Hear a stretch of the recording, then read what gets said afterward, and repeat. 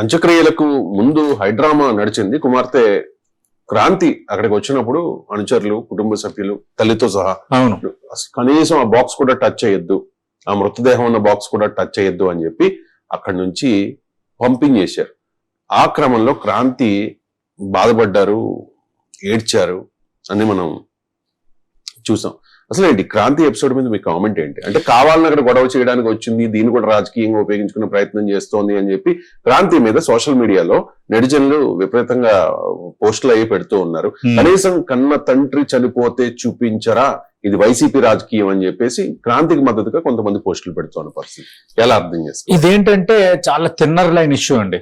అంటే రెండు వైపులా పదునైన కత్తి అన్నట్టుగా ఉంది ఈ సెన్సిటివిటీ. ఒకటి కుమార్తె తండ్రి మధ్య అనుబంధం, కుమార్తె తన తండ్రి చివరి చూపును చూడాలనుకోవటం, ఇది ఒక కాంటెస్ట్.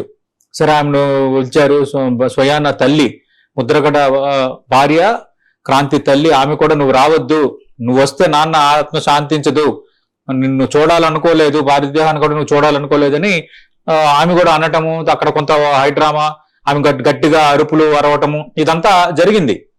ఇది జరిగింది. అయితే చాలా మంది సరే తండ్రికి చివరి చూపు కుమార్తెను కూడా చూపించరా అని చాలా సింపుల్ గా చాలా మంది అంటారు. కానీ ఒక రెండు ఇష్యూస్ అంతకుముందు మనం చూసాం. ముద్రగడ్డ పద్మనాభం ఒక వీడియో కూడా రిలీజ్ చేశారు. అలాగే కొందరు సహచరులతోనూ అతనితో సాన్నిధ్యంగా ఉన్న వాళ్ళతో కూడా కొన్ని విషయాలు పంచుకున్నారు ఆయన. ఎందుకంటే యాక్చువల్గా ముద్రగడ్డ పద్మనాభం భార్య కూడా, ఆమె కూడా కొంత క్యాన్సర్ బారిన పడ్డారు ఆ మధ్యన. ఆమె హైదరాబాద్ లోనే కొంత చికిత్స తీసుకున్నారు. సింహాద్రి సత్యనారాయణ ప్రముఖ డాక్టర్, ఆయన ఆంకాలజిస్టు, 2వ హాస్పిటల్ ఉంటుంది సైనిక్పురి దారిలో, అక్కడ ఆమె చికిత్స పొందారు. ఈ చికిత్స పొందుతున్న క్రమంలో కుమార్తె క్రాంతి ఇక్కడ నివాసం ఉంటున్నారు. ఇక్కడ నివాసం ఉంది వాళ్ళకి. అమ్మ నేను ఇంటికి తీసుకొస్తాను అంటే ఆమె స్పందించిన తీరు అతన్ని బాధించింది అన్నది. ఎందుకంటే అమ్మకి ఇప్పుడు క్యాన్సరు, ఇప్పుడు తీసుకొస్తే మేము ఎలా ఉంచుకోగలుగుతాము అన్న అర్థం వచ్చేలా క్రాంతి రెస్పాండ్ అయ్యారు, కాంతి వ్యవహరించారు అన్నది కొంత ప్రస్తావనలో ఉన్నది. ముద్రగడ గారు చెప్పారు, ఆ ప్రస్తావన ఉన్నది. ఆ నేపథ్యంలో ఆయన బాగా నొచ్చుకొని ఆయన స్నేహితులు వేరొకరికి ఫోన్ చేసి వాళ్ళ ఇంటికి వెళ్ళి కొద్ది రోజులు అక్కడ ఆశ్రయం పొంది. ఎందుకంటే ఈ చికిత్స నిమిత్తం ప్రతిరోజు టెస్టులకు తీసుకువెళ్ళటం, తేవటం, మళ్ళీ ప్రతిరోజు కిరళం పొడిలు రావటం అనేది చిన్న విషయం కాదు. దానికి వాళ్ళు స్పందించిన తీరు అతనికి మానసికంగా కుంగిపోయేలా చేసింది.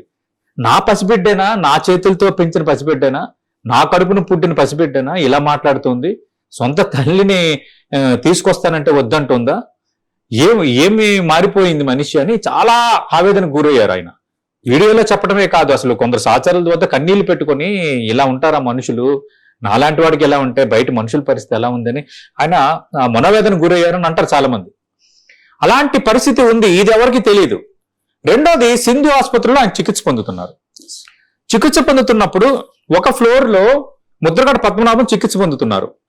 పై ఫ్లోర్ లో ముద్రగడ్డ పద్మనాభం సతీమణి, తర్వాత 2 తనయులు ఉన్నారు, కొందరు బంధువులు.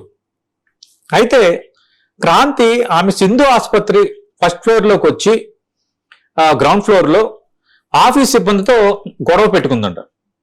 ఏమని, మా నాన్నకి అసలు ఏం ట్రీట్మెంట్ ఇస్తున్నారు, మీరు అసలు ట్రీట్మెంట్ ఇస్తున్నారా లేదా అని కొంత గొడవ పెట్టుకుని కొంత హైడ్రామా సృష్టించిందని కొందరు చెప్పారు.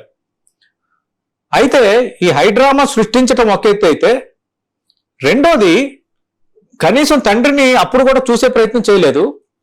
మూడోది, సరే తండ్రిని చూసే ప్రయత్నం చేయలేదు, తండ్రి కూడా నిన్ను చూడాలని కోరుకోవట్లేదు, కనీసం బంధువులు ఎవరైతే ఉన్నారో తల్లి సోదరులకైనా పరామర్శించే ప్రయత్నం చేయలేదు అని కొందరు ముద్రగడ అనుచరులు, ముద్రగడ అభిమానులు కొందరు నాతో ఈరోజు పంచుకున్నారు. ఇదంతా పూర్వరంగా ఉంది. ఈ నేపథ్యంలోనే క్రాంతి ఎపిసోడ్ ఈ రోజు ఈ విధంగా మారింది. కానీ దీన్ని ఒక పెద్ద భూతద్దంలో పెట్టి చివరికి అంత దయలేని మనుషుల ముద్రగడ కుటుంబం అంత ఘోరంగా బిహేవ్ చేస్తారా, క్రాంతిని రానివ్వరా అని కొందరు అంటున్నారు. ఎందుకంటే వీళ్ళకి పూర్వరంగం అంతా తెలియదు కదా. అంటే ఒక రకంగా నేను అదే అన్నాను, ఒక రకంగా తండ్రి కుమార్తె బంధం, అనుబంధం, చివరి చూపు చూడనీయరని కాంటెస్ట్ ఒకటి. రెండోది, ఈ పరిణామాలు జరిగిన తర్వాత ఆయన మనసు బద్దలైపోయింది. తర్వాత కుటుంబానికి అంత సీరియస్ గా చెప్పారంటే అసలు ఎవరైనా ఆపుకుంటారా? ఎవరన్నా అంత ఈజీగా బంధాలు ఆపుకోరు కదా, ఎన్ని బంధాలు విడిపోయి కలిసిపోలేదు.